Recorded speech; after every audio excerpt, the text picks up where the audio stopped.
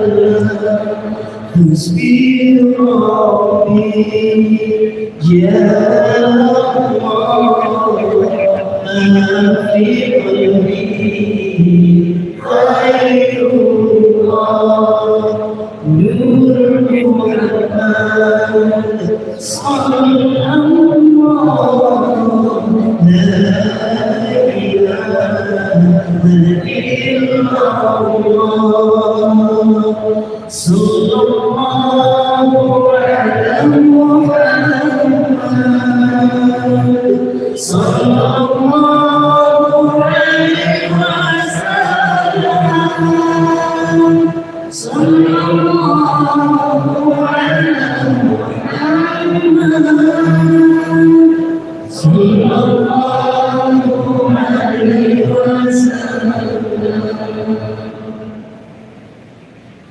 Assalamualaikum warahmatullahi wabarakatuh. Alhamdulillahirabbil alamin wassalatu wassalamu ala asyrafil anbiya wal mursalin wa ala alihi washabbihi ajmain amma ba'd.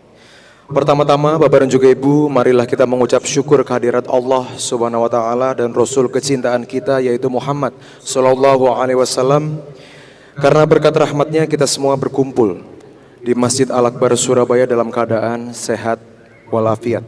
Selamat pagi Bapak dan juga Ibu, selamat datang di acara Ngaji Kebangsaan bersama Gus Muwafiq dalam rangka silaturahim kebangsaan dan membangun peradaban yang diselenggarakan oleh PHMI, Praktisi Hukum Muslim Indonesia, yang diketuai dan disponsori oleh yang kami hormati Haji Edi Torana, SH, MH, MKN, CLA, dan juga Andalus Travel.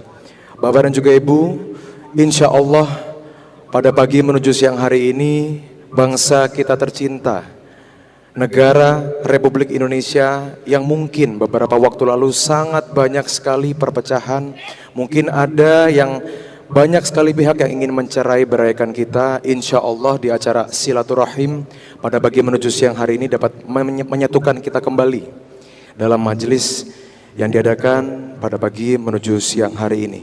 Bapak dan juga Ibu, nantinya perlu saya informasikan akan ada sekali lagi undian umroh gratis untuk 2 jamaah yang insya Allah dikaruniai oleh Allah Subhanahu Wa Taala nantinya. Sebelum acara dilanjutkan, Bapak dan juga Ibu, kita akan terlebih dahulu mendengarkan pembacaan ayat suci Al-Quran yang akan dibacakan atau dilafadzkan oleh Kiai Haji Syaiful Munir. Tafadhol Kiai.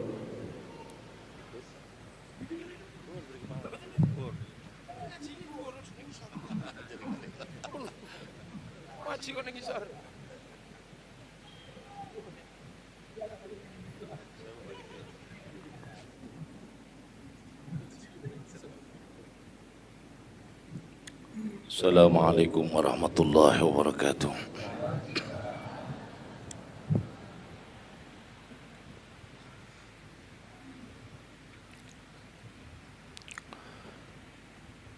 A'udzu billahi minasy syaithanir rajim.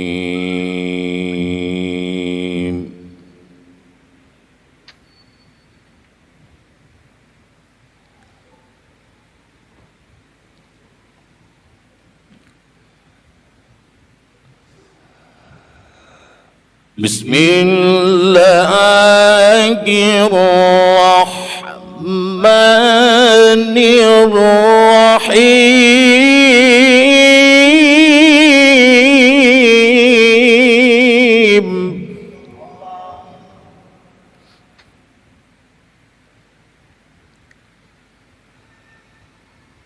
Wa idh qala ربك للملائكة إني جاعل في الأرض خليفة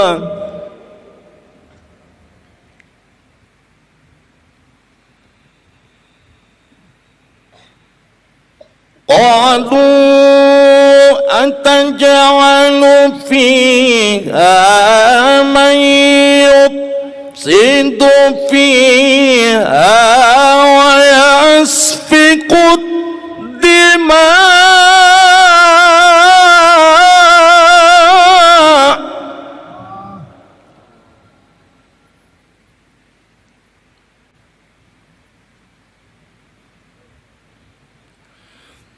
ونحن نسبح بحمدك ونقدس لك قال إني أعلم ما لا تعلمون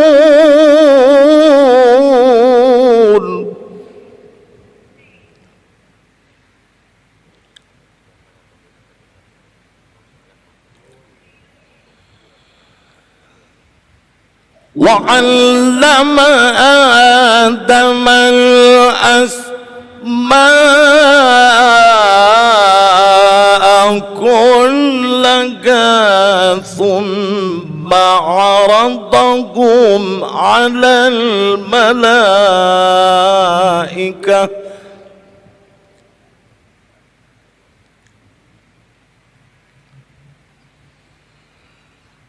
ثم عرضهم على الملائكة فقال أنبئوني بأسماء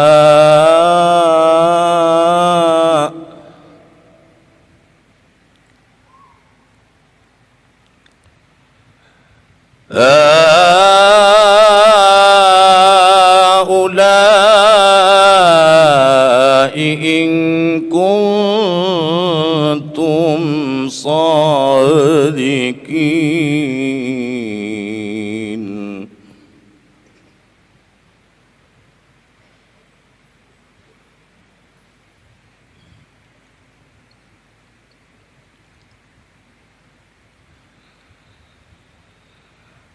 قالوا سبحانك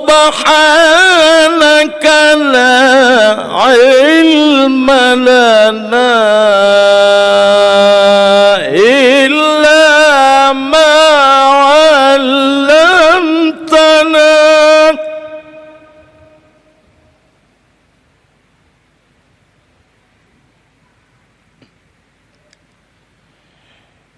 إنك أنت العليم الحكيم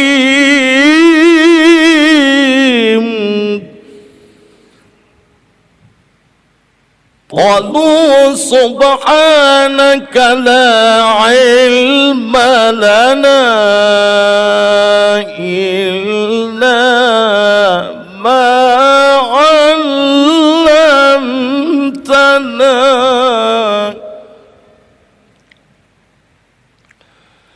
إنك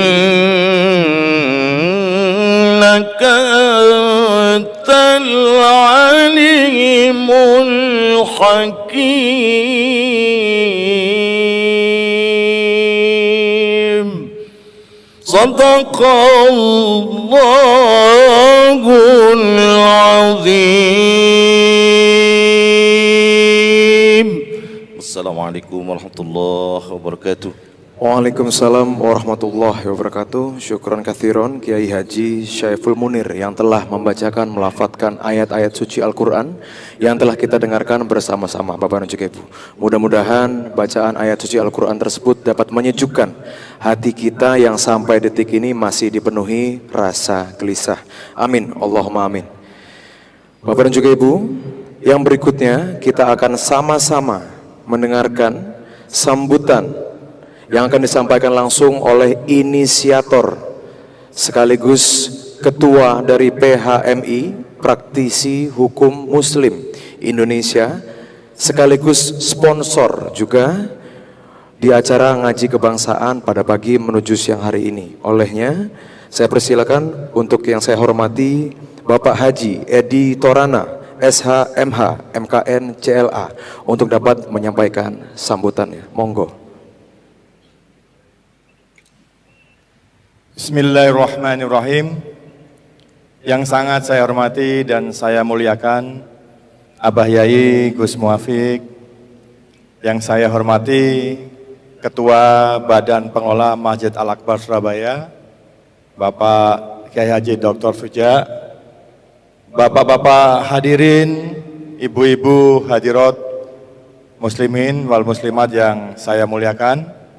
Assalamualaikum warahmatullahi wabarakatuh. Bismillahirrahmanirrahim. Alhamdulillahirabbil alamin. Wassalatu wassalamu ala asrafil anbiya'i wal mursalin sayyidina wa maulana Muhammadin wa ala alihi wa sahbihi ajma'in, amma ba'd. Bapak Ibu hadirin yang berbahagia, pertama-tama di pagi hari yang sangat berbahagia ini bersama Abah kita, Yai kita Gus Muafiq, pertama-tama marilah kita panjatkan puja dan puji syukur hanya kehadirat Allah Subhanahu wa taala yang atas karunia-Nya kita semua berbahagia diberi kesempatan hadir di forum yang sangat mulia dan berbahagia ini. Tak lupa tentunya sholawat serta salam teruntuk baginda Rasulullah Muhammad SAW senantiasa kita haturkan, karena atas jasa-jasa manusia paling agung di muka bumi inilah kita dapat merasakan nikmatnya iman wal Islam sampai detik hari ini, semoga sampai yaumul qiyamah. Amin ya rabbal alamin. Alhamdulillah di pagi hari yang sangat berbahagia ini telah hadir bersama kita Abah Yai Gus Muafiq. Kata orang kalau udah Gus jangan Abah Yai, ya ini suka-suka saya. Itu karena saking cintanya saya manggilnya double, Abah Yai Gus Muafiq. Jadi itu suka-suka saya, jangan dilarang ya. Karena kata teman saya, Mas, lek Gus yo Gus, Yai yo Yai, babano sak karepku. Wong cinta iku kasih dilarang.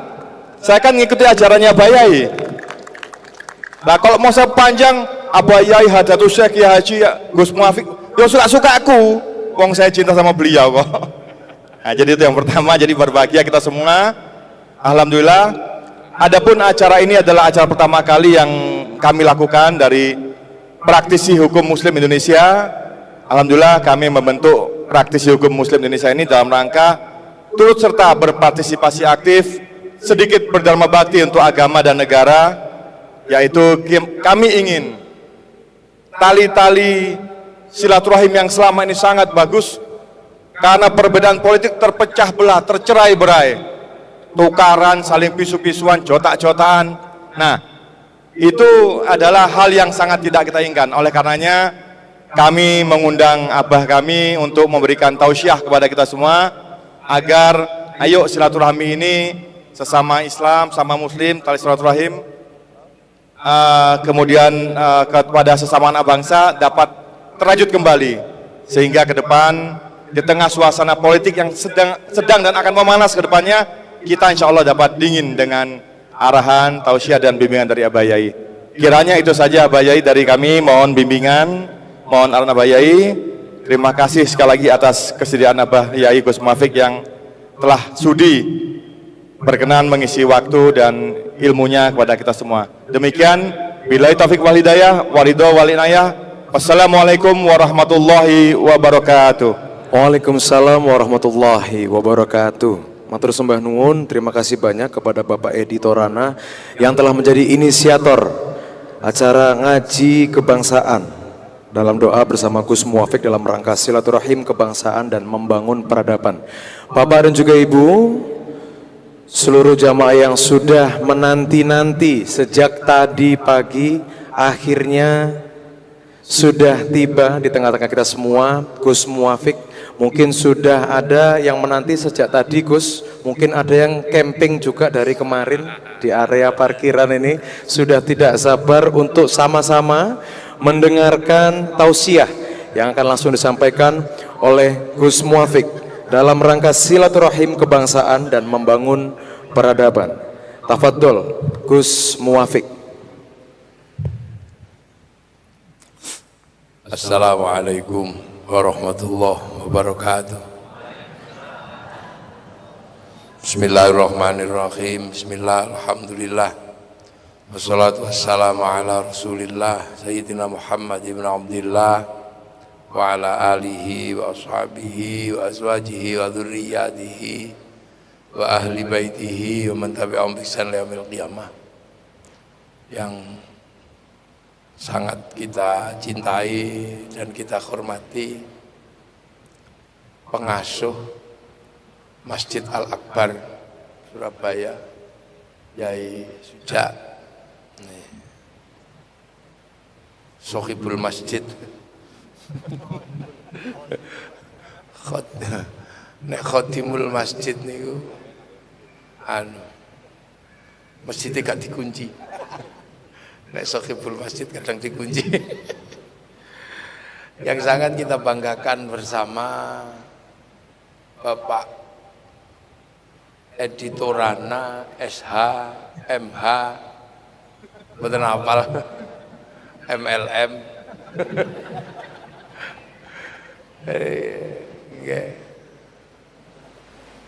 Beliau berinisiatif mendirikan praktisi hukum Muslim Indonesia. Ya, alhamdulillah, Edi Torana, jenenge aneh gitu. Edi niku sae, Torana niku asline basa Jawa. Torono. Edi apik, Torono apa-apa duwe. Lah begitu bahasa Indonesia tadi Torana. Kiai Syaiful Munir, insyaallah suwe mboten kepanggih sampean. Suaranya masih menggetarkan kayak suara Sahrukan. Pak Kiai Mukhid, ya. Para hadirin wal hadirat yang berbahagia. Ini nang Surabaya niku sakjane kula niku pengin basa Jawa, tapi engko nang akeh sing gak Jawa. Soale saniki kathah tiyang niku wis gak Jawa. Gak patek paham Jawa, bahasa Indonesia mawon nggih.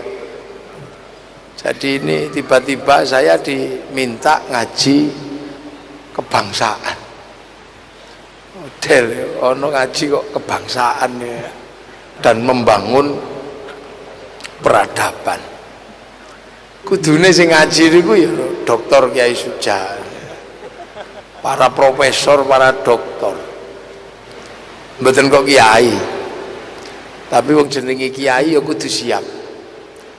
Karena kiai niku kadang menjadi kiai haji, tapi kadang di tempat lain kiai itu juga ada kebo Kiai Slamet, ada tombak Kiai Pleret, keris Kiai Sengkelat. Jadi kiai itu simbol masyarakat di Jawa, terutama Nusantara ini, tentang bahwa seorang ulama harus mampu menjadi bagian dari proses yang ada di tengah masyarakat apapun bentuknya. Makanya ulama itu diturunkan ke titik kiai agar bisa mewakili kebo Kiai Slamet, agar bisa mewakili tombak Kiai Pleret.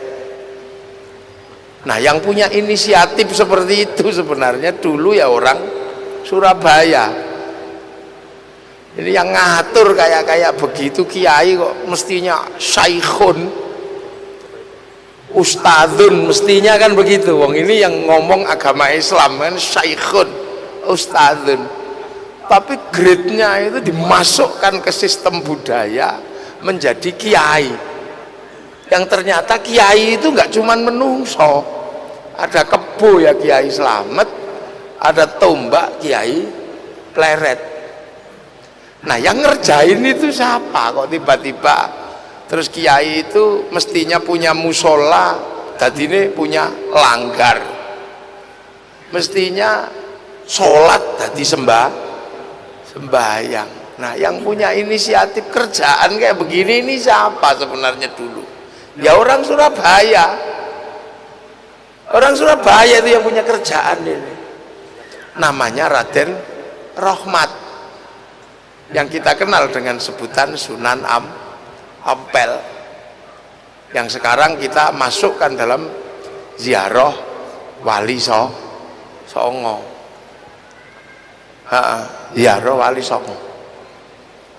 Nah, inisiatif ini ya orang Surabaya, ya Mbah Ngampel itu, yang waktu itu harus menghadapi bagaimana orang Islam ini bisa ketemu dengan orang Buddha, orang Hindu, hidup dalam satu bangsa besar negara namanya Majapahit. Nah, itu pusat peradabannya dulu ya, mulainya dari Ngampel Dento itu, sampai akhirnya yang mondok di situ bikin duplikasi di Sulawesi namanya Datuk Pribandang, yang bertempat di Gunung Bawah Karaeng. Santri yang mondok di situ bangun peradaban di Jawa Tengah namanya Raden Fatah, bikin kerajaan Demak. Santrinya lagi ada yang pindah ke Kalimantan, yang menduplikasi sistem itu di Kalimantan, namanya Khatib Dahyan, yang menginisiasi berdirinya kerajaan Banjar. Murid pondok pesantren Ngampel ada yang bergerak ke Palembang, namanya Aryo Abdillah atau Aryo Damar, yang menduplikasi sistem ini menjadi sistem yang ada di Sumatera. Jadi sebenarnya Surabaya ini ya awalnya orang mondok, makanya saya kadang tidak terlalu ini oleh orang sekarang. Makanya kalau disebut kiai itu jangan terlalu bangga dulu. Makanya nggak apa-apa tadi disebut Gus Kiai, biar ya, karena kiai ini dari ulama diturunkan ke sistem sosial peradaban Nusantara, masuk ke kiai yang di situ ada kebo Kiai Slamet, ada tombak Kiai Pleret, ada gamelan Kiai Guntur Madu. Jadi makanya kiai itu harus multidimensi. Jadi biar nggak membid'ahkan, nggak mudah mengkafirkan kiai itu. Nah kalau ustadz nggak apa-apa, dia tidak mewakili sistem peradaban yang ada. Makanya kiai itu santun. Yo, tempat ibadahnya aja langgar gitu kan. Nah, makanya peradabannya itu dari sini. Sampai kemudian ada konsep-konsep dasar yang diterapkan oleh Sunan Ampel. Prinsip dasarnya adalah prinsip dasar bagaimana Islam ini bisa bertemu dengan yang namanya Bhinneka Tunggal Ika. Karena sebelum Islam datang, bangsa ini sudah punya namanya Bhinneka Tunggal Ika. Berbeda-beda tapi tetap satu. Nah itu. Ya untungnya gitu kan. Untungnya sebenarnya yang paling beruntung itu yang bawa Islam ke sini itu para wali. Yang sekarang banyak digugat orang ini loh. Karena kan yang ke Afrika itu sahabat, ada sahabat Salman Al-Farisi. Yang ke Cina itu sahabat ini siapa? Sa'ad bin Abi Waqqas, itu pedagang. Yang ke Eropa bawa Islam ekstrim itu, panglima perang, namanya Tariq bin Ziyad. Tapi yang kesini ini kok wali gitu. Nah itu yang sekarang oleh anak-anak yang sudah sekolah kadang mosok buktinya apa wali itu. Nah itu menunjukkan dia sebenarnya nggak sekolah. Makanya kalau di sini menggugat wali itu sebenarnya nggak sekolah. Karena apa? Kalau anak sekolahan pasti tahu. Kalau di sini ya harus wali yang datang. Kalau yang datang pedagang nggak bisa. Mengislamkan Indonesia, Nusantara, terutama Jawa kok pedagang mustahil bagi mustahil pedagang. Karena di sini dulu Hindu itu yang boleh ngomong agama itu kasta tertinggi namanya Brahmana. Hanya Brahmana yang boleh ngomong agama.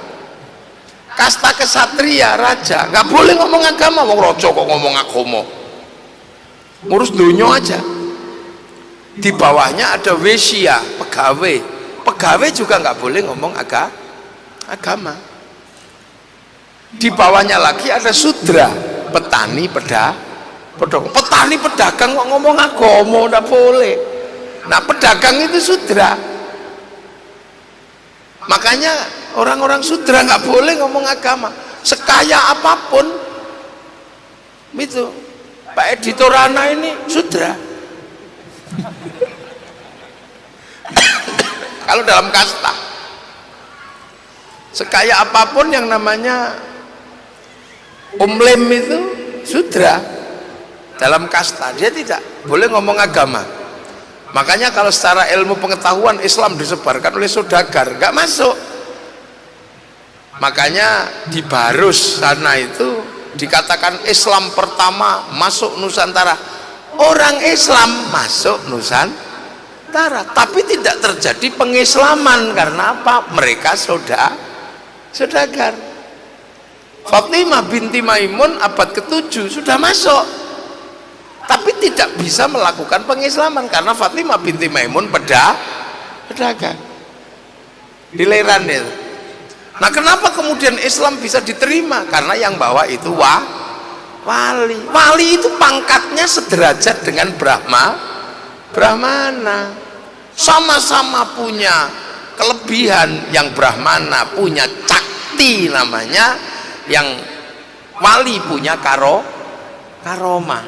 Sakti sama karomah ini loh. Nah ini yang ketemu sama-sama ngomong agama. Makanya dalam cerita kewalian itu cerita tentang kesaktian itu.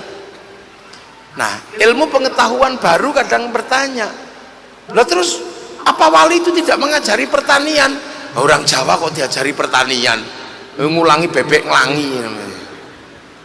Orang pertanian kita itu udah sangat maju waktu itu. Peradaban kita majunya luar biasa. Kenapa tidak ada cerita tentang membangun pasukan perang? Pasukan perang Majapahit itu pasukan multinasional. Sisa-sisa pasukan Singasari. Sementara pasukan Singasari mampu menaklukkan Mongolia. Mongolia itu menaklukkan Arab, menaklukkan Cina, menaklukkan Eropa. Semua tunduk sama Mongolia, masuk ke sini habis sama pasukan Kertanegara. Lu gitu kok diajari perang? Ya wis luwih pinter. Terus diajari tata krama. Orang sini tata kramanya sudah tinggi.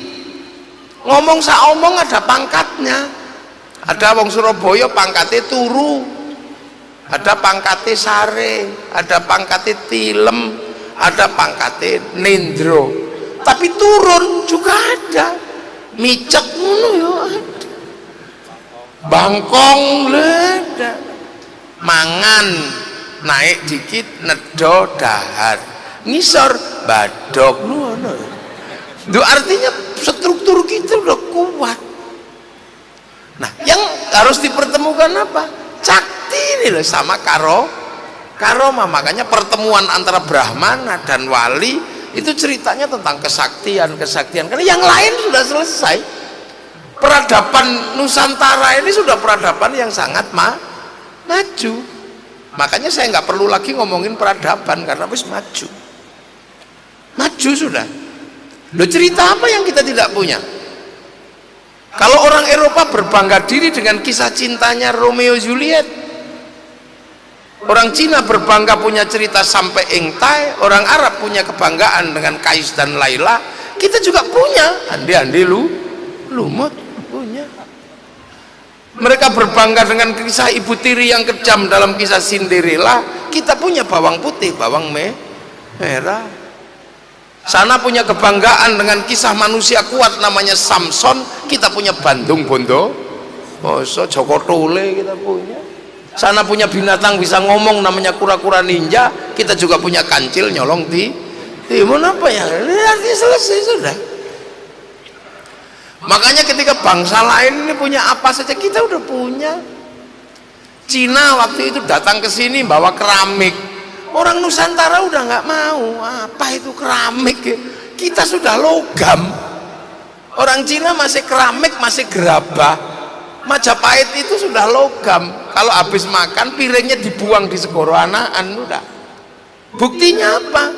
Nah, itu terlihat di alat musiknya. Orang Arab alat musiknya masih terbang, kayu sama kulit. Orang Cina alat musiknya sitar, kayu sama tali. Orang Eropa gitar, kayu, tali. Bangsa kita punya alat musik gamelan. Artinya apa? Dari logam. Hanya bangsa yang menguasai ilmu pertambangan yang maju dan penguasaan metalurgi yang mapan mampu membuat alat musik dari logam. Loh, ini makanya kadang kalau kenapa kita ini wali-wali cerita tentang wali tentang sementara wali sendiri kalau bekerja itu nggak pakai referensi. Jadi kalau orang mau menulis wali ya pusing kepalanya. Wong wali itu nggak pakai referensi. Karena apa? Wali itu kalau butuh sesuatu download. Wali itu download kalau pengen sesuatu. Wali itu nggak takut apa-apa. Inna auliya Allahi la khaufun alaihim walahum. Yang gue takut apa-apa? Karena apa? Tahu program dunia ini seperti apa, wali tahu. Karena apa? Download. Jadi kan pusat. Wali. Qalu rabbuna Allah tsumma istaqamu tatanazzalu alaihimul malaikah alla takhafu wala tahzanu. Wali itu kalau pengen sesuatu langsung download ke cloud-nya Allah, ke hard disk besarnya Allah. Tuh. Allah ini dunia ini ada harddisknya, ada pusat datanya. Di mana? Di langit sana. Waktu Rasulullah Isra Mi'raj dinaikkan, ditunjukin ini program dunia ini jatuh daunnya kapan, semut berapa, ada di cloudnya itu, di pusat data itu. Namanya Lauhil Mahfuz, itu kan pusat data. Orang Yahudi Nasrani menyebutnya tabut Sulaiman. Orang Yunani menyebut kotak Pandora. Nah kalau orang Jepang kantong Doraemon. Nah itu pusat datanya di situ. Sama dengan kehidupan kita hari ini ditentukan oleh pusat data di satelit sana. Datanya di situ semua.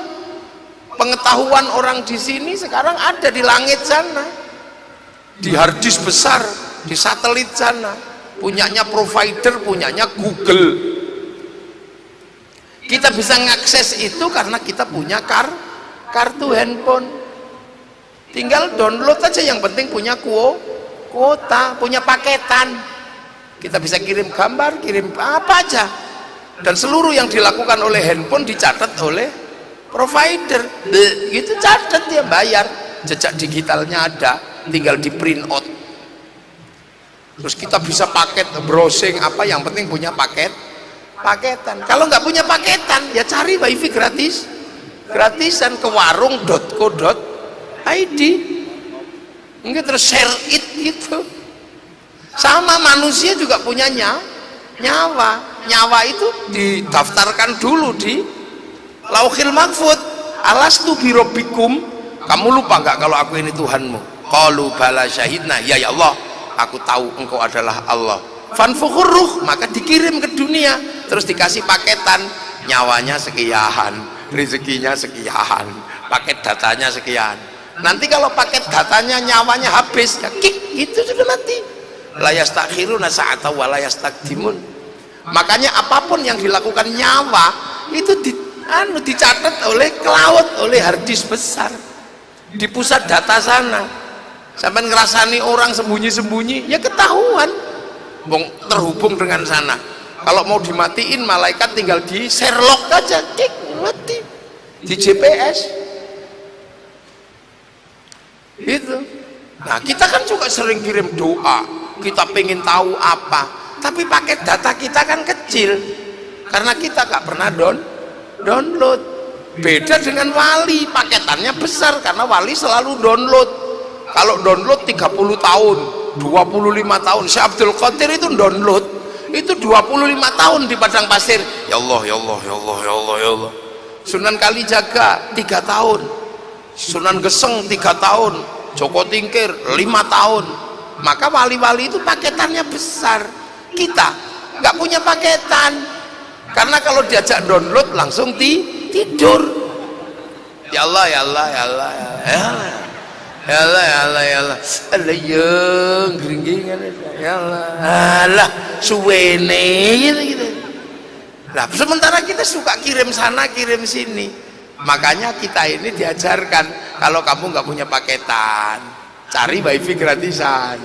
Makanya kamu kalau nggak punya paketan data, pakailah wifi gratisannya Nabi, wifi-nya wali.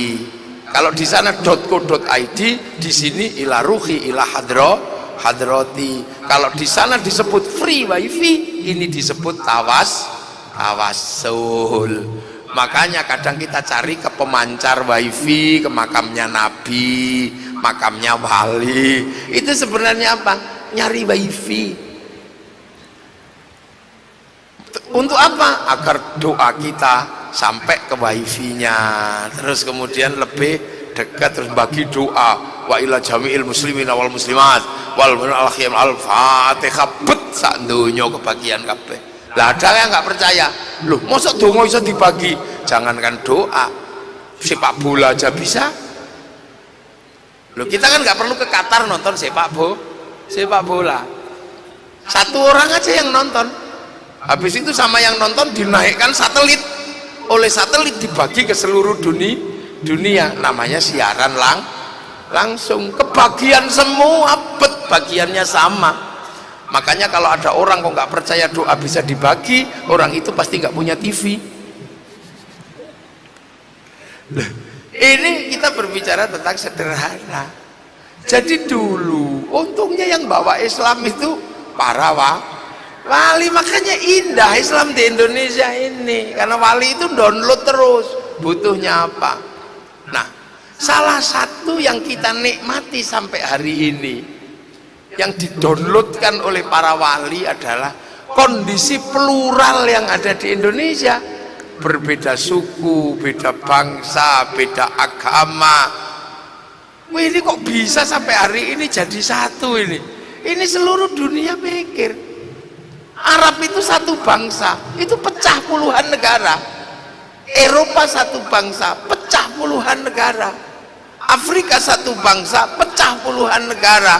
Tapi kita puluhan suku, bangsa, agama mampu bersatu dalam satu negara kesatuan Republik Indonesia.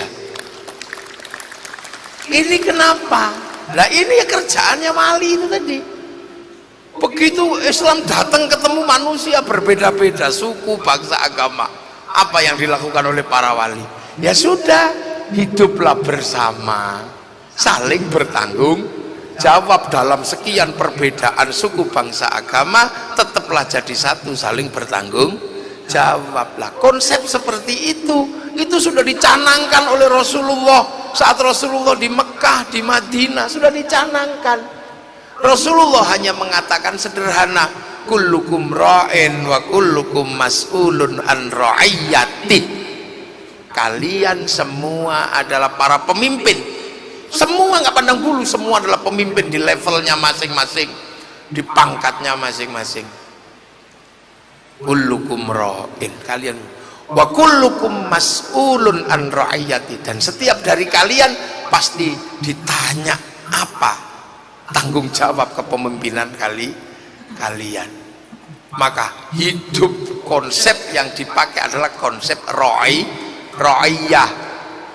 Rasulullah mengatakan kullukum ra'in wa kullukum mas'ulun an ra'iyyati. Kalimat ra'iyah inilah, orang semua harus saling bertanggung jawab. Perbedaan apapun jangan melupakan tanggung jawab. Kamu beda suku, bangsa, agama, hiduplah dalam konsep ra'iyah, hidup saling bertanggung jawab. Maka ra'iyah inilah yang akhirnya diterapkan di Nusantara, yang sekarang diserap ke bahasa Indonesia menjadi rakyat. Loh, rakyat ini bahasanya Rasulullah.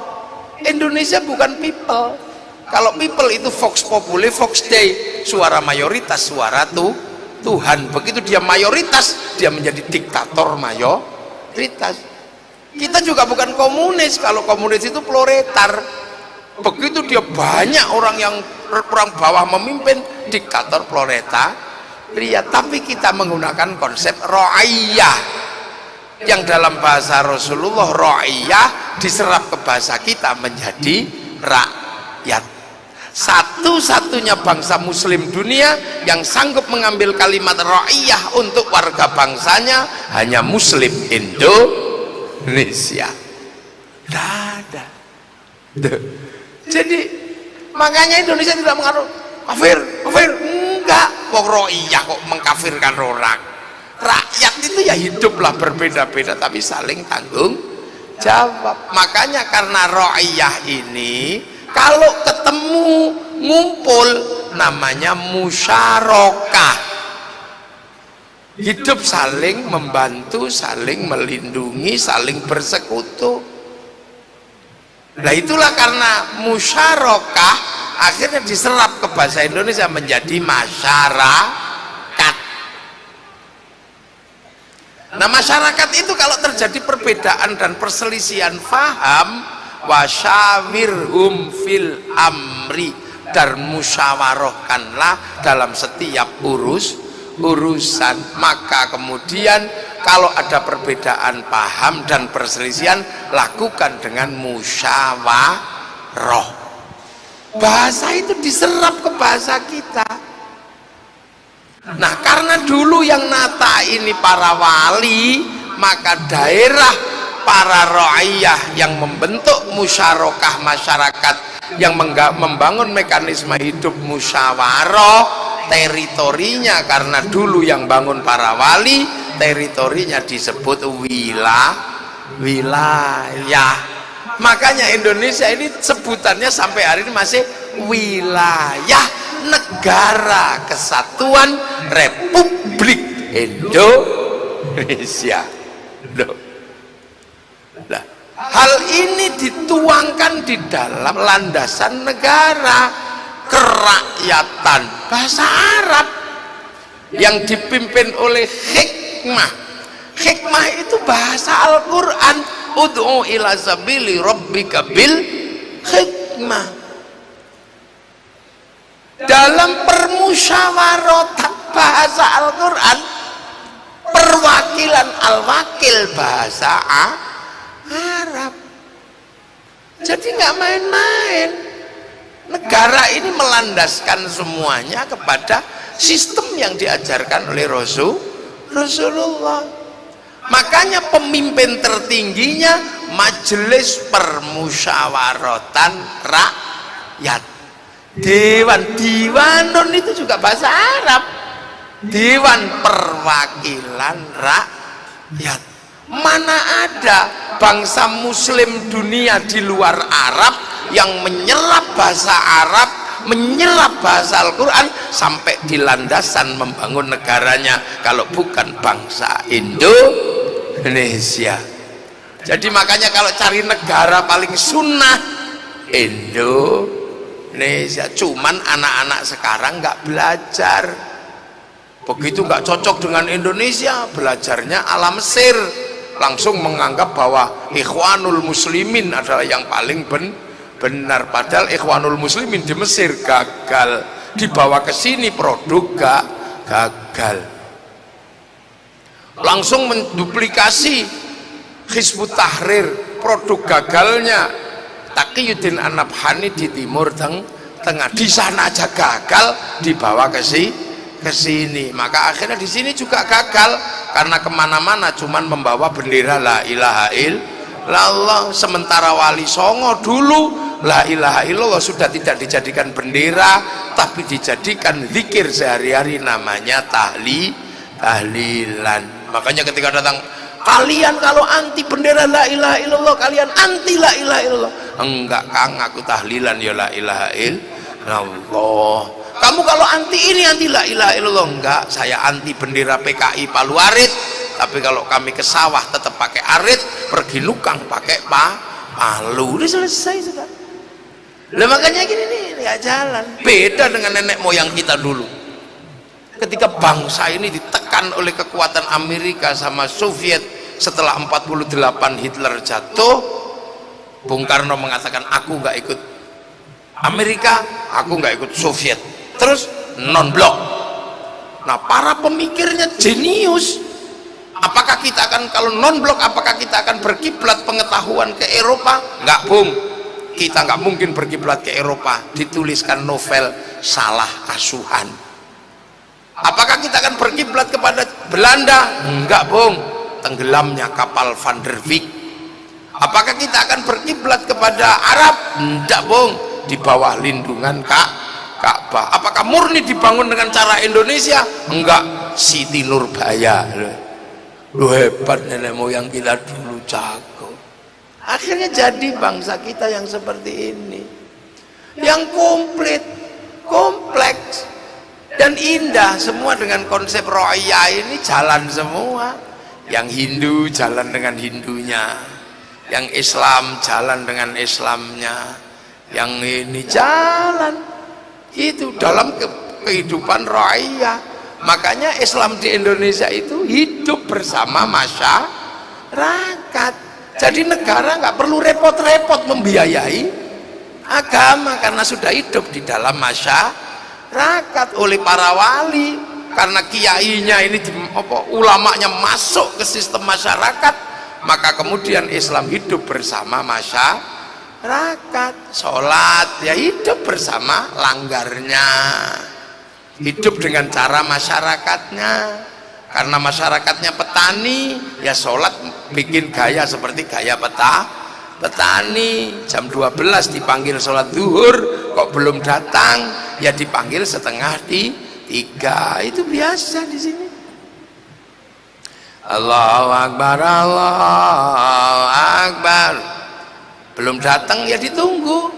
Robbana ya Robbana masih gak dateng, capek nunggu. Tombo ati, wong wis pegel ya nambani atine dhewe ke.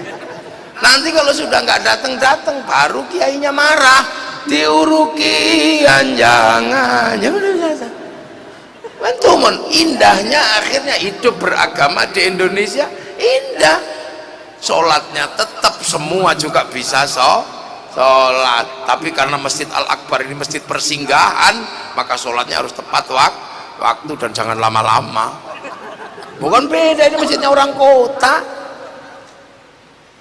Hidup bersama masyarakat, nabinya hidup bersama masyarakat, bikin ya udah biar inget nabi, masyarakatnya bikin peringatan maulid nabi, hidup aja bersama masyarakat di RT-nya masing-masing, di RW-nya, di kecamatan, di kabupaten, sampai di tingkatan presiden. Cinta Rasul hidup di tengah masyarakat.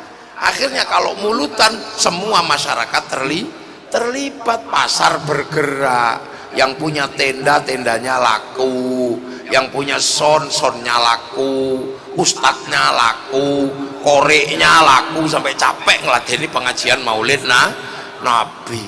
Uang yang berputar dalam peringatan maulid nabi itu berapa triliun coba. Satu kabupaten itu kalau satu peringatan 100 juta, itu dalam satu kabupaten itu berapa ratus peringatan.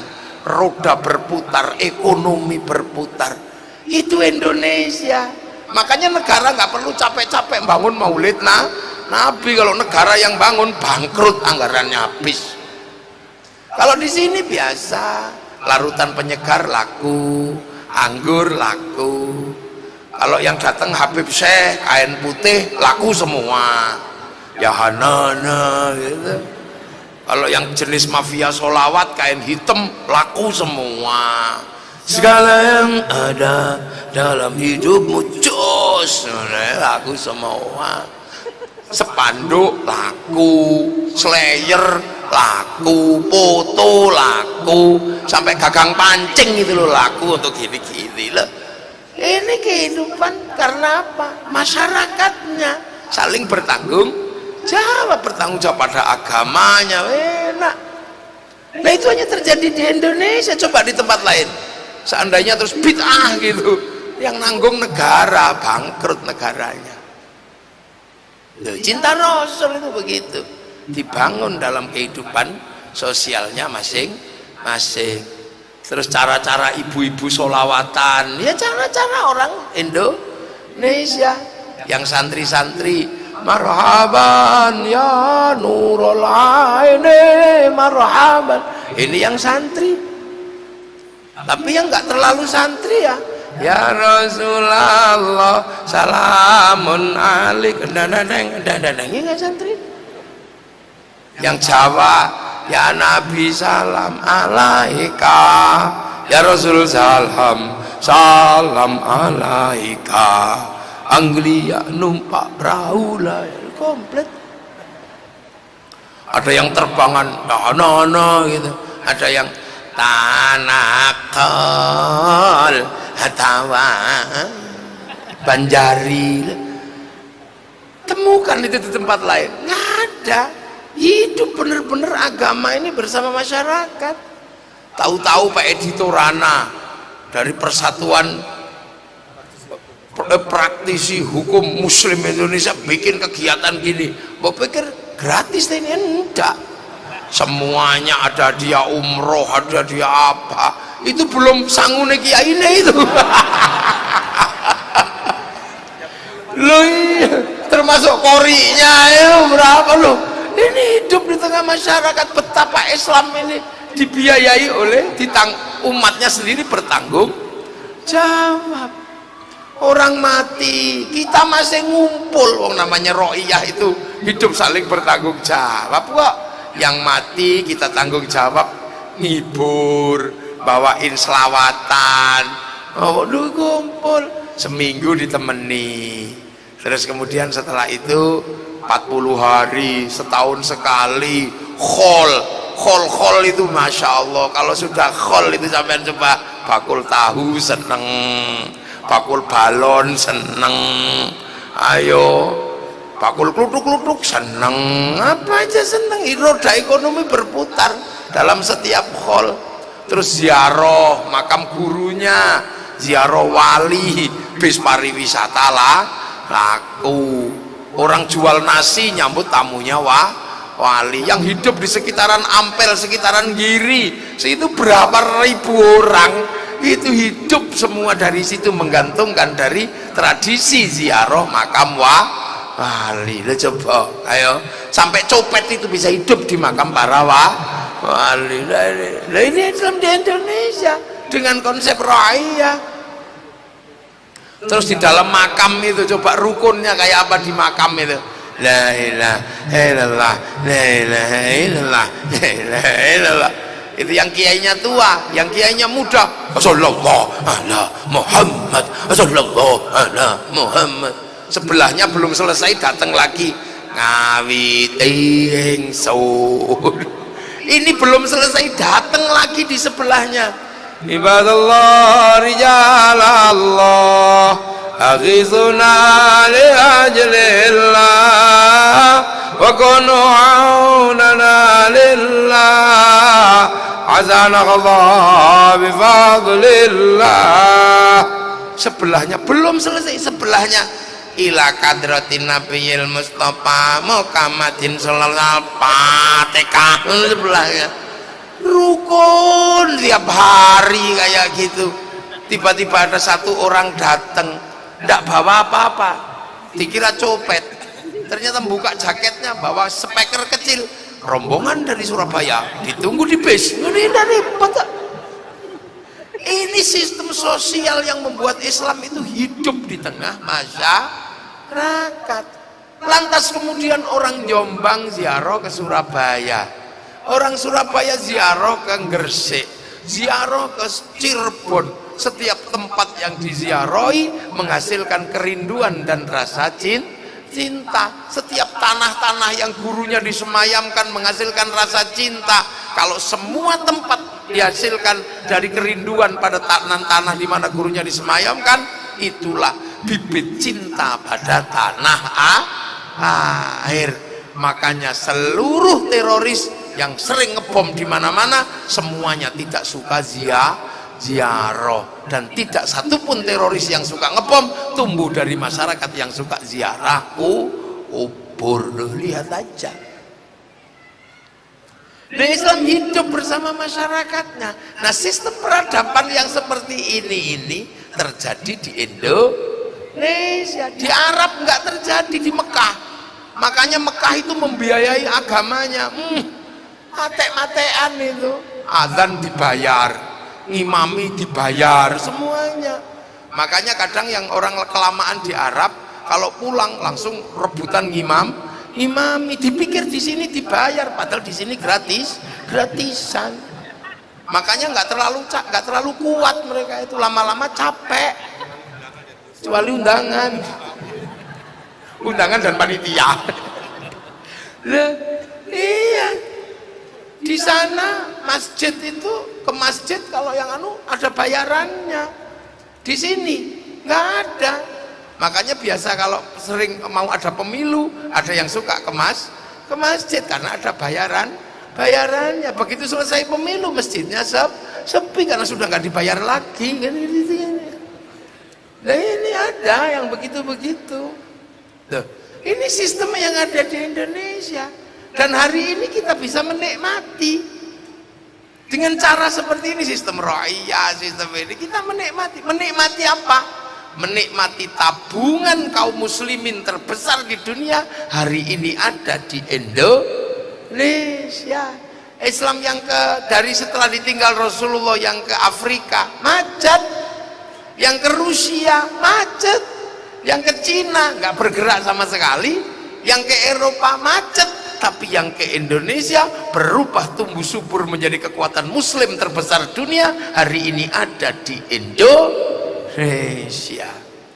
Orang sholat paling banyak Indonesia, masjid paling banyak Indonesia, orang hafal Quran paling banyak Indonesia, orang haji paling banyak Indonesia. Mana ada haji kok sampai antri 50 tahun kalau tidak Indonesia. Indonesia loh. Nah ini kadang kita nggak sadar. Makanya kalau mau menduplikasi gaya, hati-hati.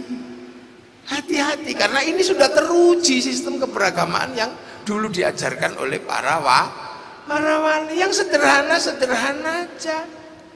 Sholat ya sembahyang, musola langgar. Sama lah kayak orang Indonesia sekarang, nggak terlalu menyombongkan diri. Karena datang belakang ya sopan sama yang lebih dulu. Sehebat apapun RE King, karena yang datang pertama kali itu Honda, maka ya RE King ikhlas disebut Honda. Hondamu apa? RE King.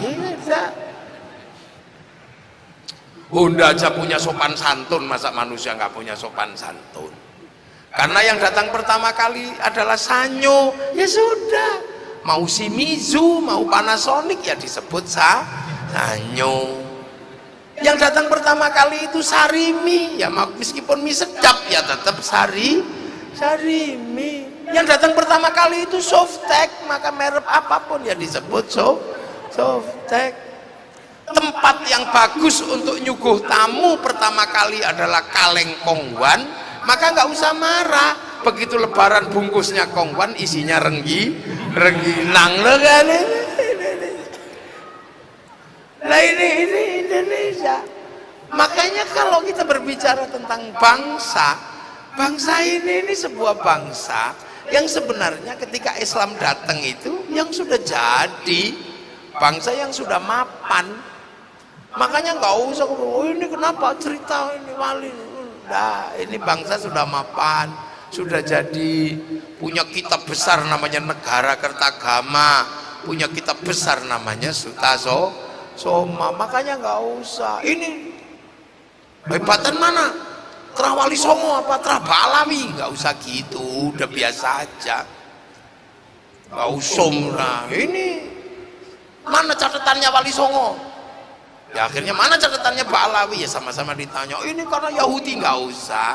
Sekarang memang eranya orang bertanya, ini kan musimnya orang bertanya, jadi nggak usah karena ini karena Yahudi memecah belah Islam, enggak. Wong ini usume wong takon kok. Wong presiden itu ijazahnya ditakokno, karena memang ini musimnya orang bertanya. Orang Surabaya itu lo nggak ada apa-apa nanya, nggak bahaya tak? Lo gak ono apa-apa we takok, apa meneh ono apa-apa. Jadi nek ngadepi wong takok wis gak usah kaget, gak usah dawa-dawa ini karena faktor ini, enggak usah. Wong iki wayahe wong takok. Kamu nanya, anak kula tak tapuk lambene gara-gara kamu nanya. Lha iki bapakmu kok kamu aku. Serius wong takok. Nah ini kenapa? Karena kita ketemu dengan peradaban baru. Yang pusat data itu tidak lagi ada di kepala orang. Dulu orang nggak bisa bertanya macam-macam karena pusat pengetahuan itu terbagi-bagi. Sekarang semua pusat pengetahuan itu tersentral di satu tempat, namanya Syekhul Googli. Orang bisa mengakses apa-apa ini. Dan keberadaan dunia baru yang tersentral ini membuat beberapa profesi, beberapa sistem berhenti dan bubar. Pusat data yang baru ini yang disebut milenial killing everything, membunuh segalanya. Yang hancur karena milenial sudah berapa? Ayo, koran masih ada? Nggak ada sekarang. Dahlan Iskan Prei, Jawa Pos, karena orang tinggal mengenai Jawa Pos. Betul.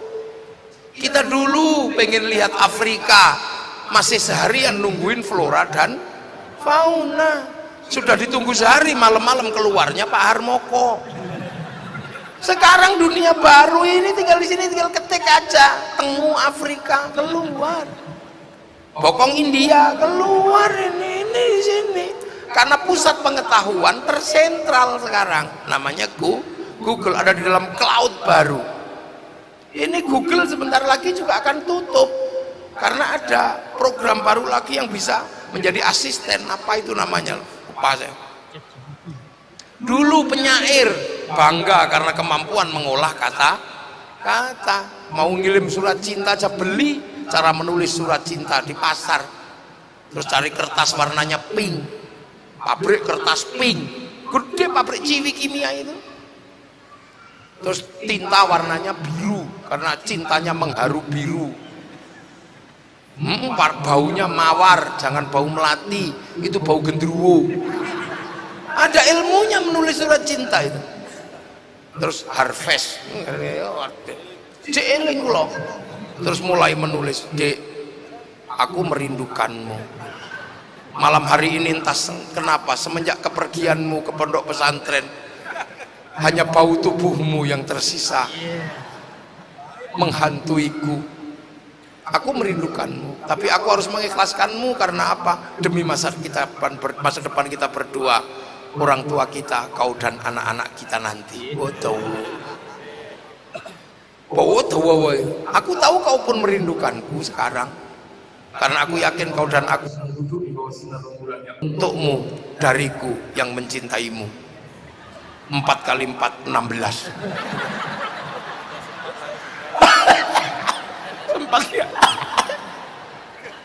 Loh, itu dulu menghasilkan industri besar namanya Parpostel, pariwisata pos dan telekomunikasi. Ada perangko sampai didilat template no, nunggu Pak Pos menyerap Honda Win, berapa juta itu Honda Win yang terserap karena keberadaan PT Pos. Sekarang tutup semua itu karena cinta hanya diwakili oleh WhatsApp. Kalau kangen tinggal gitu deh. Tulisannya juga nggak banyak, cuman loh. Terus kita mau menyalahkan WhatsApp karena menghancurkan telekomunikasi, melacurkan, enggak, ini dunia sama. Mall-mall besar itu sebentar lagi juga akan tutup, dihajar sama bisnis online. Terus kita mau menyalahkan bisnis online. Sampai kan nggak kebayang grup besar namanya Bluebird itu, armadanya banyak, tiba-tiba dihajar sama Gojek yang bawa 1 laptop, itu kan nggak masuk akal. Coba dunia berubah. Inggris tiba-tiba gagal Brexit, nggak mungkin kan. Amerika gagal obligasi, nggak kebayang sebelumnya, dia yang bikin kok bisa gagal. Ayo, sampean bayangin nggak Amerika nggak bisa bayar utang kepada Cina? Nggak bayangin.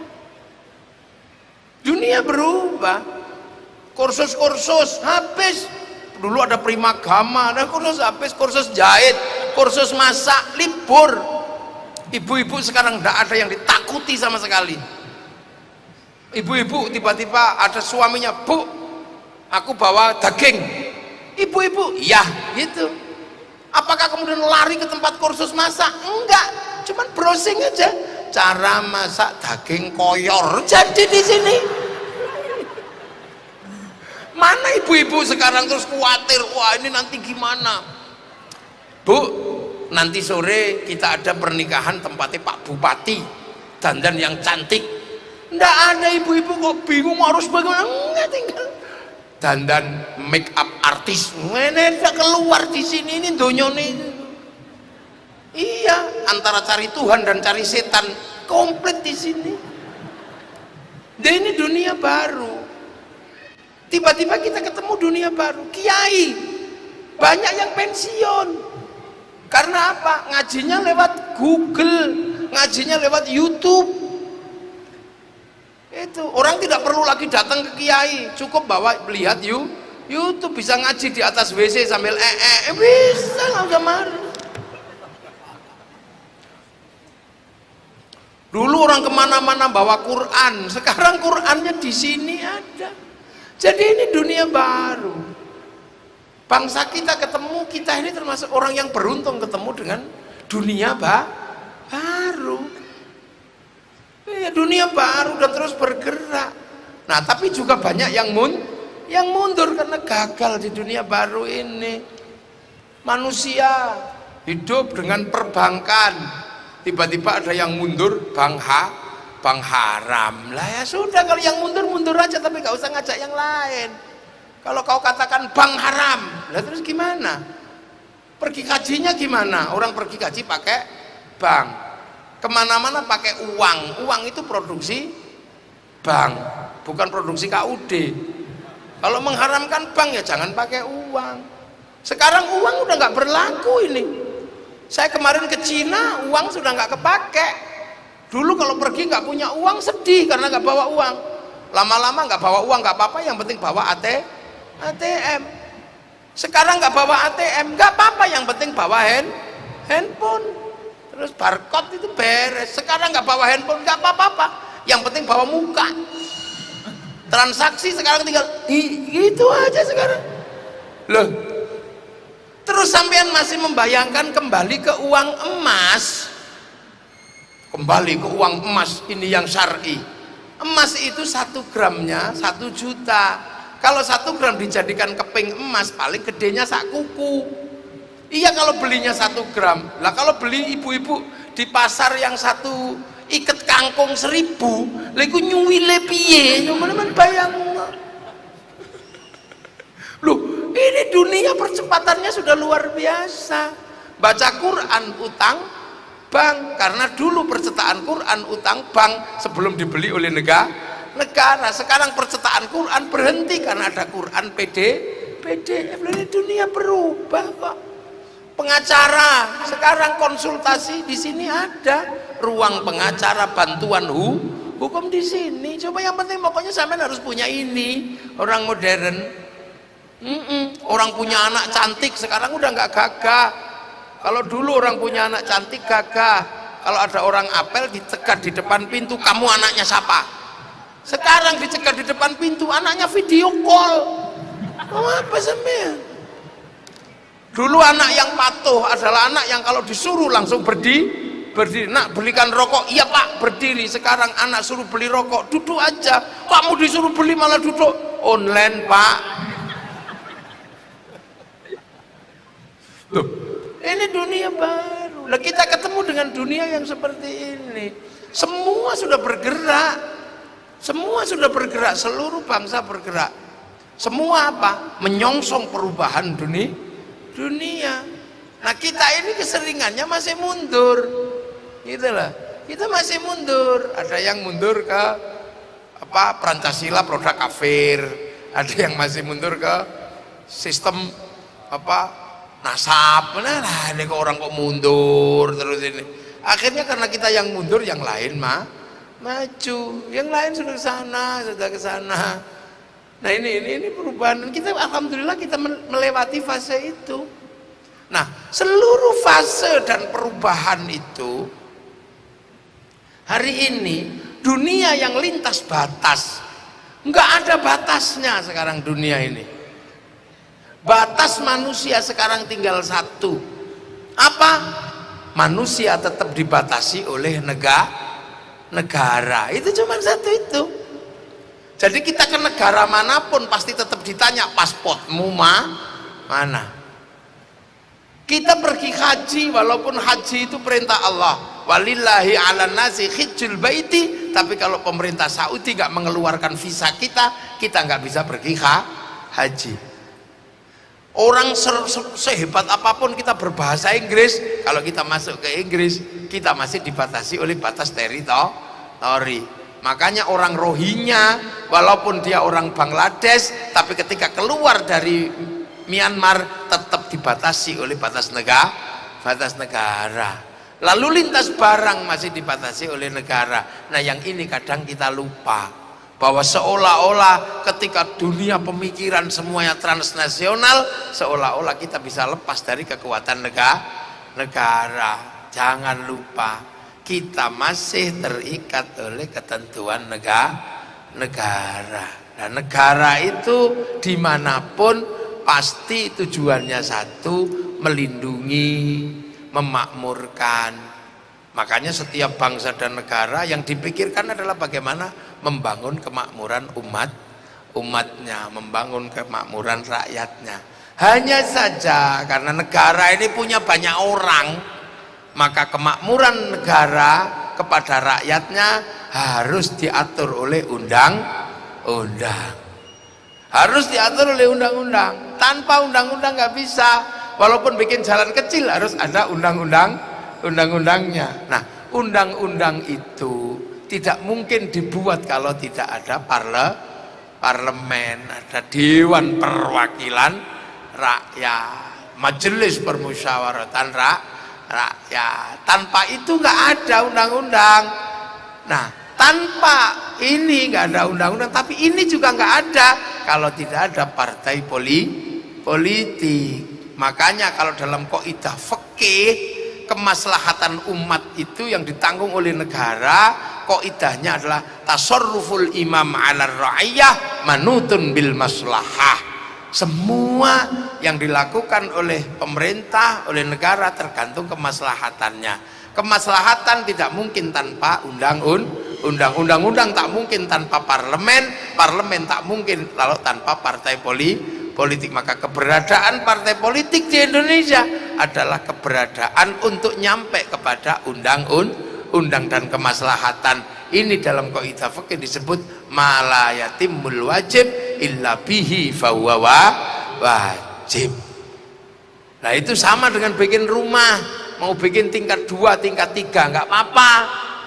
Nggak wajib bikin rumah tingkat 3, nggak wajib bikin rumah tingkat 4. Tapi kalau sudah bikin rumah tingkat 4, yang wajib cuma satu, apa? Bikin tangga. Tangga toh. Nah, itulah maka kemudian ada pemilu. Maka pemilu ini sesungguhnya bagi masyarakat yang menggunakan sistem ra'iyah, musyarakah, musyawarah, ini kelaziman biasa-biasa saja. Makanya kalau ada pemilu berbeda-beda, ya biasa-biasa aja.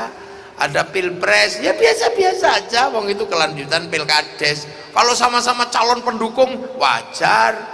Siapa yang menang, ya biasa. Tapi jangan lupa, itu nggak ada gunanya kalau kita mati karena ribut. Itu apa? Makanya ya sudah, kalau waktunya pilpres, ya pilpres. Pesta demokrasi. Kalau di kampung namanya pilkades. Ya seneng-seneng, syukur ada duitnya, ya syukur ada. Cuma namanya aja yang beda. Kalau diterima orang biasa uang bensin, kalau diterima masjid namanya sumbangan, kalau diterima kiai bisyarah, udah gitu aja, nggak usah ribet. Nah itu, apakah itu money politik, suap? Enggak, uang itu uang bensin. Jadi semuanya lazim, dan semua negara mengalami fase itu. Semua terjadi. Itu untuk apa? Untuk mengatur bahwa kemudian keamanan sebuah negara ini adalah kelaziman. Makanya dalam bahasa Al-Quran itu ada bahasa yang sederhana, wattini wazzaitun wa turi sinina wa hadzal baladil amin. Itu tegas. Watin, demi buah tin, sumpah Allah pada Nabi Nuh. Wazzaitun, sumpah Allah kepada Nabi Isa, Nabi Ibrahim. Wa turi sinin, sumpah Allah kepada Nabi Musa. Itu sumpah ulul azmi. Wahadal baladil amin, dan demi keamanan sebuah bangsa dan negara, ini sumpah Allah kepada Nabi Muhammad. Makanya umat Nabi Muhammad harus mampu membentuk baladil amin, keamanan bangsa dan negara. Untuk apa? Melindungi laqad khalaqnal insana fi ahsani taqwim. Manusia yang baik ini harus dilindungi biar tetap baik. Perlindungan terbaik itu apa? Sebelum sumarodatnau asfala safilin, perlindungan terbaik adalah amanu wa amilus sholihat, agama. Nah, agama diurus kiai, manusia diurus ilmu kemanusiaan, kedokteran. Tapi manusia yang baik, agama yang baik akan hilang ketika tidak ada keamanan bangsa dan negara. Makanya jangan lupa ada polisi, ada TNI, ada proses pemilu. Ini untuk membentuk baladil amin. Timur Tengah, manusianya baik, agamanya baik, tapi dua-duanya rusak karena tidak tercipta keamanan bangsa dan negara. Makanya Indonesia ngotot, saya termasuk ngotot. Kamu anti tahlil nggak apa-apa, kamu saling olok-olokan, kamu takbirmu salah, kunutmu salah, nggak apa-apa, tapi kamu jangan olok-olok Pancasila, karena Pancasila ini landasan hidup bersama dalam konsep baladil amin, dalam konsep keamanan bangsa dan negara. Nah, makanya negara-negara yang lain maju karena apa? Keamanannya terjaga. Dan rasa cinta kepada bangsanya dibangun. Sampean tahu Amerika yang sekarang jadi besar itu kebanggaan pada bangsanya luar biasa. Hollywood itu semua filmnya bangun kebangsaan Amerika. Itu kejahatan Amerika membasmi orang Indian tidak boleh tercium dan terpelajari oleh anak muda. Maka dibikinlah film film Wild West sampai film The Last of the Mohican. Itu Amerika kalah dengan Vietnam, nggak boleh malu bangsanya, bikin Rambo 1 sampai 6. Coba Amerika kalah secara spiritual dengan Cina, bikin American Shaolin, American Kungfu. Kalah dengan Jepang secara spiritual, bikin American Samurai, American Ninja. Bahkan samurai terakhir dari Jepang namanya Tom Cruise dalam film The Last Samurai. Nah, cara mereka bangun bangsanya. Dulu di sini ada Sawung Galing, ada Joko Sambang, itu dulu dalam rangka apa? Membangun kebangsaannya.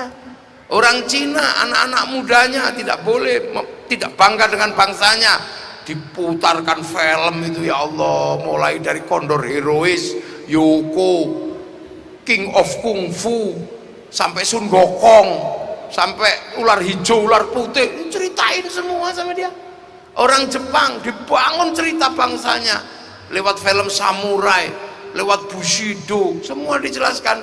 Bahkan bangsa Jepang paling sulit adalah menjelaskan konflik antara Tokugawa dan restorasi Meiji. Anak-anak Jepang yang kecil-kecil diajarkan film yang sederhana, Samurai X dengan tokohnya Rurouni Kenshin.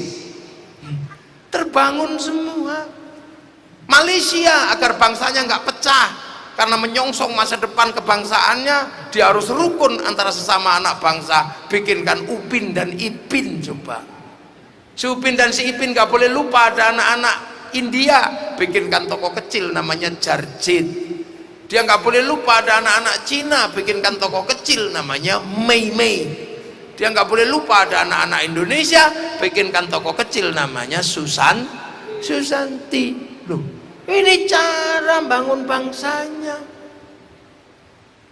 Tapi kalau Islam mengajarkan bagaimana cara bangun bangsa, cuman satu rumusannya. Apa?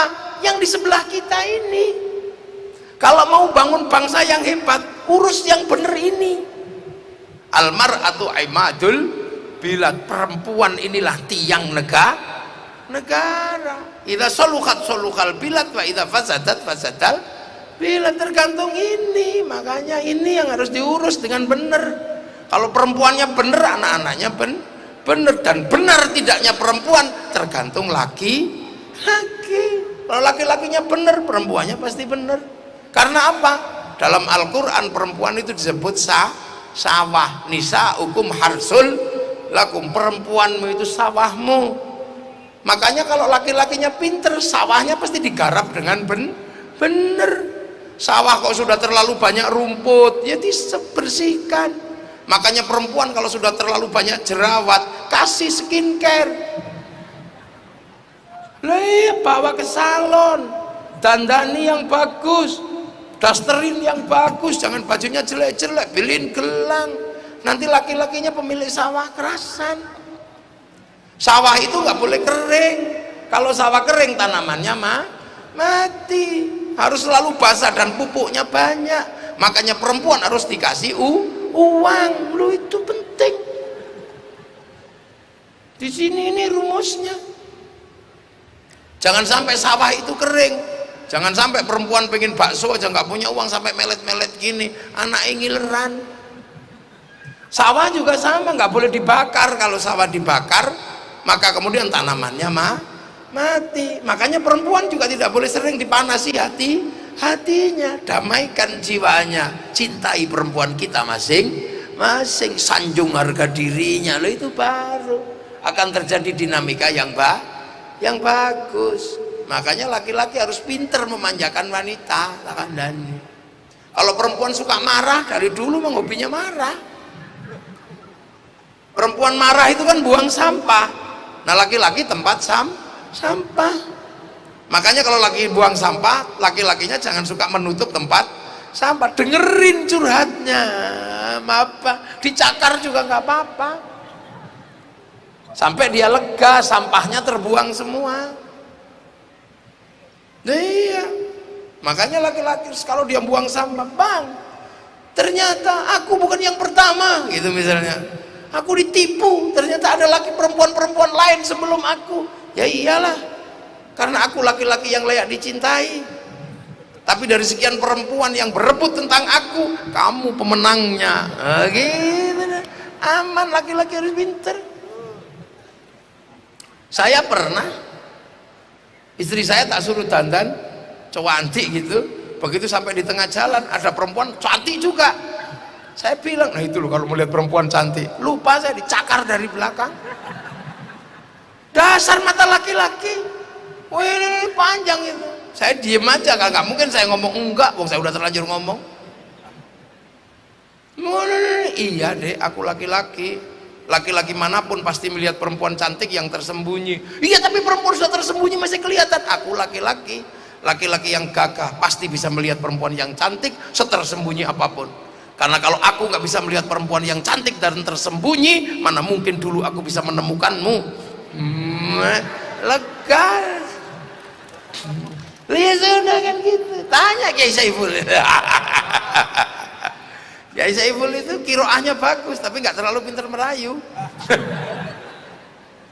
Loh, kuncinya di perempuan, makanya gerakan-gerakan perempuan didukung, ibu-ibu ngaji dukung. Karena kuncinya di situ. Nah sekarang banyak sekali bangsa-bangsa yang pengen maju tapi nggak menghargai perempuannya. Sekolah nggak boleh, anu nggak boleh ya. Lama-lama ya ketika perempuannya nggak maju, anaknya yang Madrasatul Ula ini nggak jalan. Jadi peradaban ini tergantung di laki-laki dan perempuan yang harmonis. Maka bangunan rumah tangga ini harus jalan. Nah itu makanya kita nggak bisa lihat sesuatu yang hari ini digembar-gemborkan orang tapi kadang lupa. Sampean kalau mau anak-anaknya hebat, urus perempuannya dengan benar, senengin, sore-sore jalan-jalan beli bakso gitu. Ini bangsa. Nah kalau itu sudah jalan, kita punya manusia yang kuat untuk melakukan apa? Persiapan ke depan membangun bangsa, generasi-generasi yang baik. Amma ba'du. Ini baru mukaddimah. Lu saya ini belum mulai ngaji, ini baru pembukaan. Ya kan kalau ngaji ada amma ba'du jam berapa? Soal jam 11 sudah harus selesai. Nah 10.27. Nah mungkin kalau ada yang mau ditanyakan nggak apa-apa. Kadang Kiai juga membuka pertanyaan. Kadang ada yang mau ditanyakan. Jangan sulit-sulit kalau ada yang mau nanya. Monggo.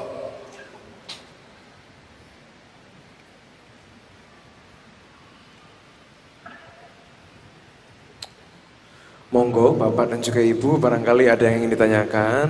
Baik, monggo Bapak yang di sebelah situ Nji, duluan Mas.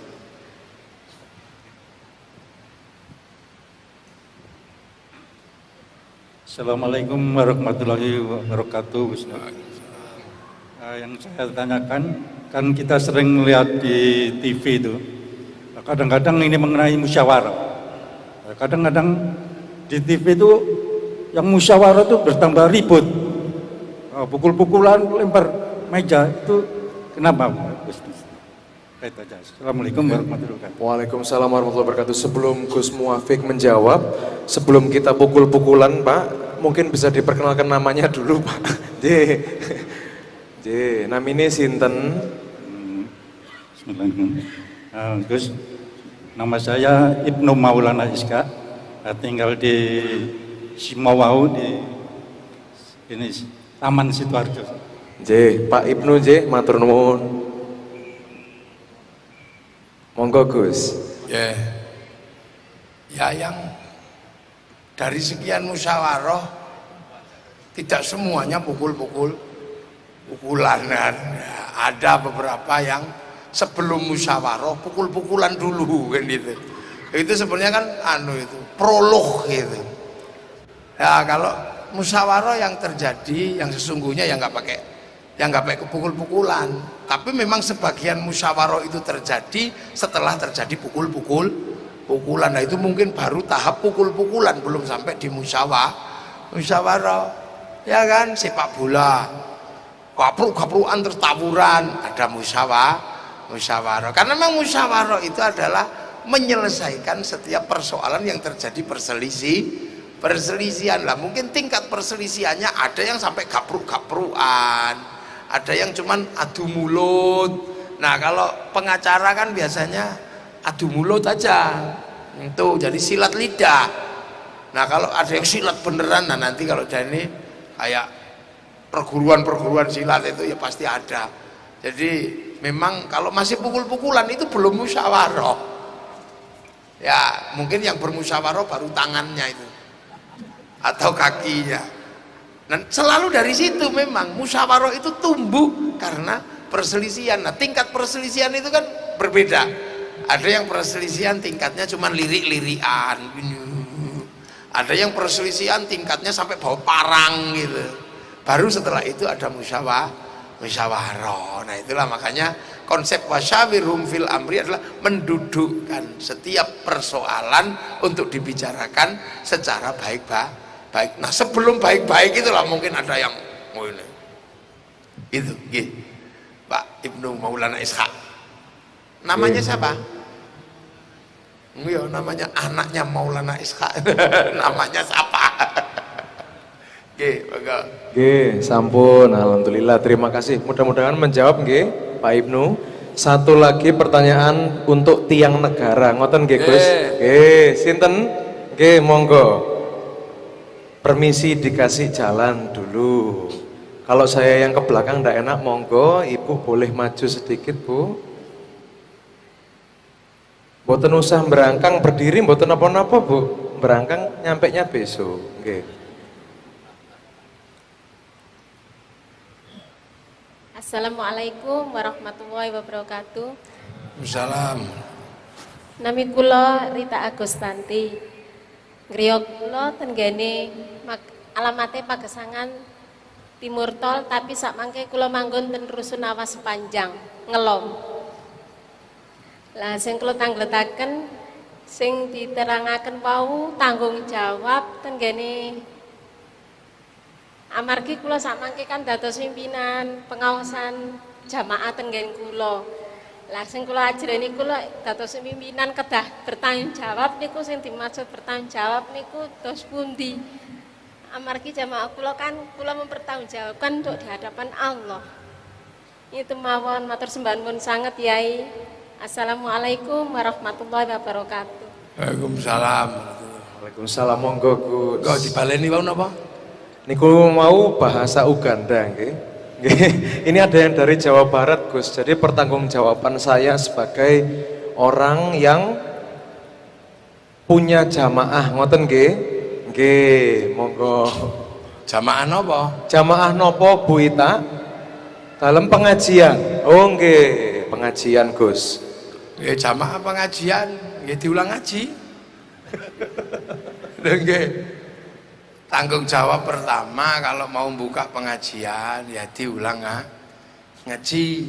Nah ngaji niku, ngaji itu ada yang sifatnya basic, sifatnya dasar. Nah kalau pengajian ibu-ibu itu yang pertama kali harus diajarkan adalah bab toharoh, biasanya bab sesuci, bab air, babul miyah niku bab banyu. Air yang suci itu seperti apa, caranya ngumbah itu seperti apa, itu sangat penting. Terus bagaimana cara membedakan getih istighadah, getih khed. Nggih niku nek ibu-ibu harus tahu itu karena nanti nyewoi, mopoi anak itu. Nah itu paling gampang niku mangke panjenengan waoske anus Safinah niku pun. Bahasane Safinah utawa niki Fathul Qorib niku nek carane terjemahane kathah, tapi niku basic dasar carane wudu, carane adus saka hadas nggih, hadas cilik, hadas gede niku basic pelajaran dasar. Terus mangke niku bab salat. Nggih, bab salat, carane sembahyang, sing batalke wudu, sing batalke salat niku Bu, niku tanggung jawab nek jenengan damel jamaah. Kadang ibu-ibu ketelesut di wilayah itu. Sebab nopo? Sibuk ngurusi anak. Tapi niku pokok nggih. Bab-bab dasar tentang makna sesuci, toharo, bab banyu, bab salat, bab wudu niku. Niku kadang ngajine bab liya-liyane, tapi bab sing paling dasar mboten sinaoni. Nah itu kadang yang lupa nggih. Itu yang harus diajarkan pertama. Nggih, alhamdulillah Bu Ita sampun nggih, tanggung jawabnya besar namun dibawa santai mawon. Asal tidak ketelesut ngoten terose Gus Muafik. Gus, sampun sedaya niki pertanyaannya nggih sampun. Sekarang monggo saya minta kesediaan Gus Muafik untuk bisa memimpin doa bersama supaya kita rakyat Indonesia ini tidak terpecah belah, apalagi sebentar lagi waktunya pemilihan. Ngoten, monggo Gus. لحظنا بالمصطفى محمد صلى الله عليه وسلم جمال المسلمات الصالحين وجمال المشارك لما غالب في برها بنكسر من قدر الجيلان ابن الدعاء والشفاء والسلام على القاب والمتن الصالحة من غير الله مقاصدنا مقاصدنا الآخرة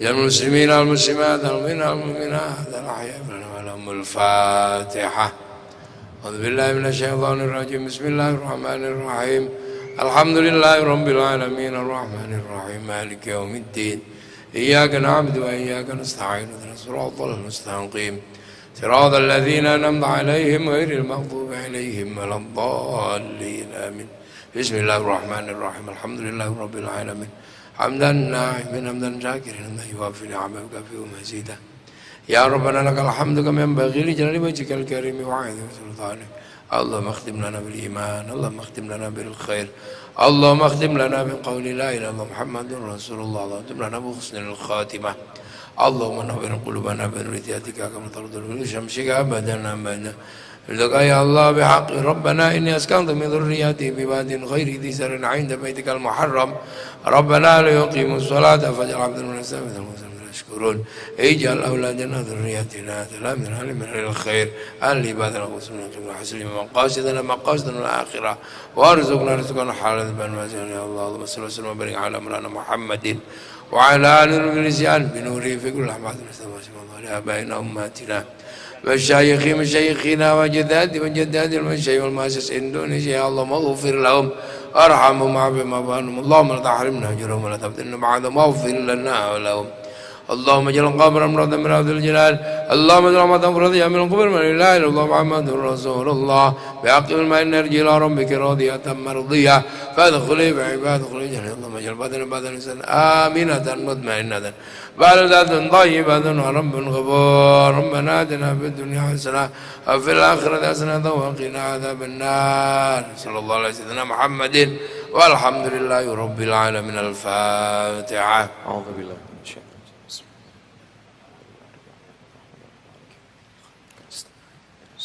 ونخص خصوصا بأديتور عنا ببنية الدعاء والشفاء والسلام والقبول وجميعته الله الفاتحة أعوذ بالله من الشيطان الرجيم بسم الله الحمد لله رب العالمين الرحمن الرحيم مالك يوم الدين إياك نعبد وإياك نستعين المستقيم صراط الذين أنعمت عليهم غير المغضوب عليهم ولا الضالين آمين ولجميع حاجاتنا على الفاتحة أعوذ بالله بسم الله الرحمن الرحيم الحمد لله رب العالمين الرحمن الرحيم مالك يوم الدين إياك نعبد ونستعين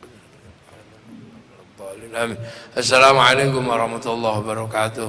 Waalaikumsalam warahmatullahi wabarakatuh. Syukran kathiron. Gus Muafik telah memberikan kita sharing-sharing pengalaman, ilmu kepada kita semua Bapak dan juga Ibu, Mas Mbak yang sudah hadir. Sesaat lagi Bapak dan juga Ibu, kita akan langsungkan untuk pengundian umroh untuk 2 orang jamaah yang telah hadir pada pagi menuju siang hari ini. Harap semuanya tenang, duduk terlebih dahulu, jangan lupa sambil berdoa. Dan juga saya undang untuk seluruh bapak-bapak yang sudah di depan untuk dapat berfoto terlebih dahulu